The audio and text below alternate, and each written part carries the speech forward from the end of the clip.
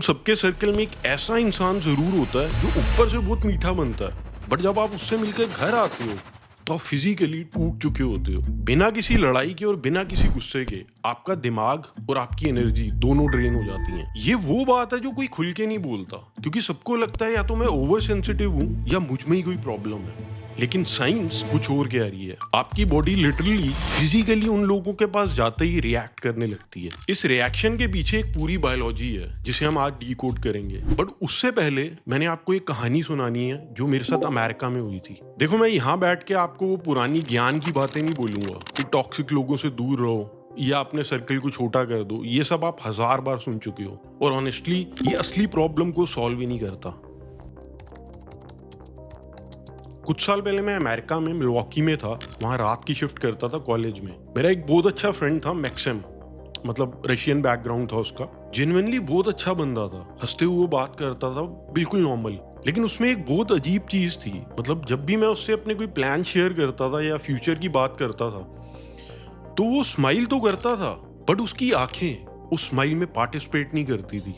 वो बिल्कुल ठंडी और जैसे डेड होती हैं वैसे होती थी। और पता, जब मैं उसके साथ शिफ्ट खत्म करके अपने घर जाता था तो मैं बिल्कुल फिजिकली टूट चुका होता था। पहले मुझे लगा शायद मेरी नींद पूरी नहीं हो रही या काम ज्यादा है, लेकिन कुछ तो ऐसी चीज थी मैक्सिम में जो मेरे दिमाग को बार बार अलर्ट कर रही थी। तो उस रात मैंने मिलवॉकी में बैठकर पहली बार सोचा कि यार ये मेरे साथ हो क्या रहा है। तो बेसिकली पता है हो क्या रहा था। आपकी बॉडी एक चलता फिरता एंटीना है। ये कोई मेटाफर नहीं है, ये एक लिटरल बायोलॉजिकल सिस्टम है। इसको साइंस में कहते हैं नर्वस सिस्टम कोरेगुलेशन। मतलब सिंपल लैंग्वेज में जब भी दो लोग एक दूसरे के साथ बैठते हैं ना तो उनके नर्वस सिस्टम एक दूसरे को ब्लूटूथ की तरह स्कैन करने लगते हैं। आपकी ब्रीदिंग, आपके शोल्डर्स का टेंशन, वॉइस का टोन, ये सब आपका दिमाग हर सेकंड प्रोसेस कर रहा होता है। मतलब सामने वाला ऊपर से कुछ भी बोले, आपकी बॉडी को पहले ही पता चल जाता है कि इस बंदे के अंदर चल क्या रहा है। इसको समझने के लिए एक छोटा सा काम करो। अपनी आंखें अभी बंद करो और एक नींबू इमेजिन करो। अब उस नींबू को काटो और अपने मुंह में निचोड़ दो। आपके मुंह में अभी पानी आया ना। देखो, आपने सच में तो अभी नींबू नहीं निचोड़ा, लेकिन आपके दिमाग ने उस एक्सपीरियंस को सच मान लिया। ये कमाल होता है मिरर न्यूरॉन्स का, और ये इमोशंस पे भी काम करता है। जब कोई बाहर से तो बहुत मीठा बनता है, लेकिन अंदर ही अंदर आपसे जल रहा होता है, तो आपका दिमाग उस गैप को तुरंत पकड़ लेता है। उसकी झूठी स्माइल और उसकी असली फीलिंग के बीच जो डिस्टेंस है, आपका सबकॉन्शियस उसको रजिस्टर कर लेता है। और ये मिसमैच आपकी बॉडी में एक अलार्म बजाता है जिसे कहते हैं कॉर्टिसोल, यानी कि हमारा स्ट्रेस हार्मोन। स्टडीज दिखाती हैं कि जब भी आप किसी ऐसे इंसान के साथ बैठते हो जो अंदर जेलसी कैरी कर रहा है, तो आपकी बॉडी में cortisol level automatically short up हो जाता है। देखो, आपने यहाँ कुछ गलत नहीं किया, सब कुछ नॉर्मल चल रहा है, बट आपकी बॉडी ने अंदर ही अंदर एक थ्रेट रजिस्टर कर लिया। इसीलिए जो मेरा दोस्त मैक्सिम है, उसके साथ शिफ्ट खत्म करने के बाद मैं फिजिकली टूट जाता था, क्योंकि मेरी बॉडी उस टाइम 5 घंटे एक इनविजिबल बंदे के साथ जंग लड़ती थी। लेकिन अब आते हैं एक मेन बात पर जहां हम सब गलती करते हैं। हम सोचते हैं कि सारी प्रॉब्लम उस सामने वाले इंसान में है, बट जो असली सच है वो थोड़ा चुभने वाला है।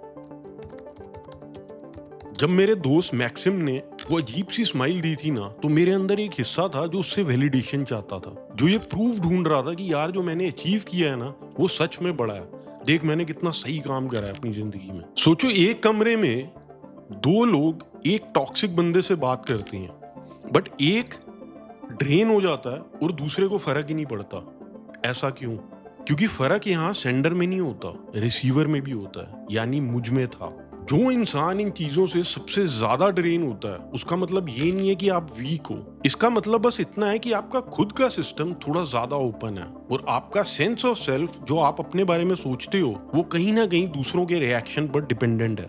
जब कोई आपको साइलेंटली जज करता है तो आप वैलिडेशन ना मिलने की वजह से शेक हो जाते हो और आपकी बॉडी स्ट्रेस में चली जाती है। लेकिन जो इंसान इंटरनली ग्राउंडेड होता है, जिसे अपनी वर्थ किसी के आगे प्रूव नहीं करनी होती, उसके पास भी जलन का वो सेम सिग्नल पहुंचता जरूर है, बट उस पर वो टिकता नहीं है। सोचो, एक वेल बिल्ड सीमेंट का घर है और एक कपड़े का टेंट है। बाहर तूफान तो एक ही चल रहा है, बट दोनों का एक्सपीरियंस सेम नहीं होगा, राइट? तो अगर आप यहाँ सिर्फ अपना एनवायरनमेंट चेंज करते रहोगे, लोगों को अवॉइड करते रहोगे, लेकिन अपना इंटरनल स्टेट नहीं बदलोगे, तो किसी नई जगह पर भी आपको वही सेम ड्रेन मिलेगा, बस चेहरा नया होगा।